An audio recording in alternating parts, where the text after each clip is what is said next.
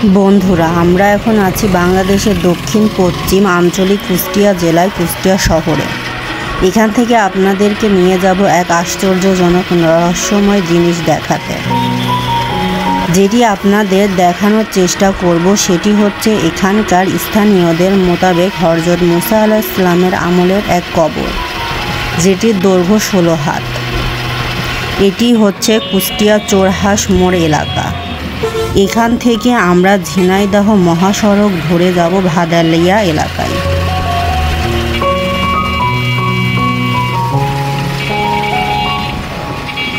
ভাদালিয়া এলাকা থেকে 5 কিলোমিটার দূরে গ্রামের ভেতরে রয়েছে সেই রহস্যময় 16 হাত কবর।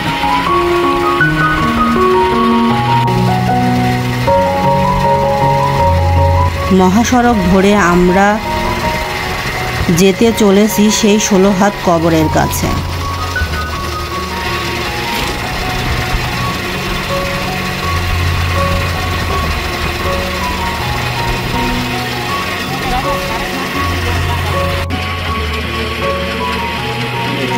মহাসড়ক ছেড়ে গ্রামের রাস্তা ধরে আমরা যাচ্ছি কুষ্টিয়া শহরের দহখোলা গ্রামে। লোকশ্রীদের মতে সেখানে রয়েছে মুসা আলাইহিস সালামের সময়কালে সেই রহস্যময় 16 হাত কবর।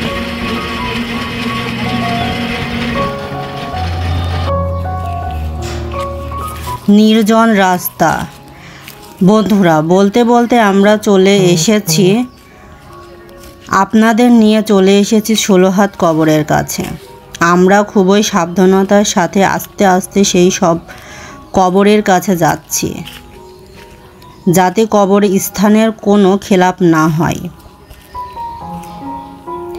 এই যে কবরটি দেখছেন সেটা দৈর্ঘ্য হচ্ছে 16 হাত। বর্তমান কবরের দৈর্ঘ্য হয়ে থাকে 4 থেকে 5 হাত, আর এটির দৈর্ঘ্য হচ্ছে 16 হাত। এখানকার লোকেদের মতে এই কবরটি হযরত মুসা আলাইহিস সালামের সময়কালের কবর।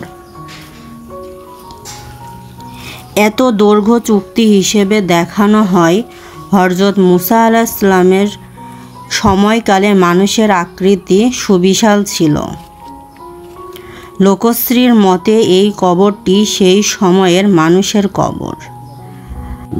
এই কবরটির স্থান কুষ্টিয়া সদর উপজেলায় আলামপুর ইউনিয়নের দহখোলার খাপাড়া গ্রামে জনাইখো সাব রেজিস্ট্রারের বাড়ির আঙিনায় অবস্থিত।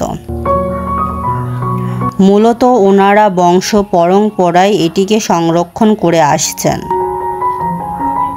কবরটি সম্পর্কে স্পষ্ট একটি তথ্য একটি ফলকের ওপর স্পষ্টভাবে রয়েছে। এটি কামরুল আজনবী দরবেশের কবর। কবরটির চারপাশে ঘুরিয়ে দেখানোর চেষ্টা করছি, দেখুন।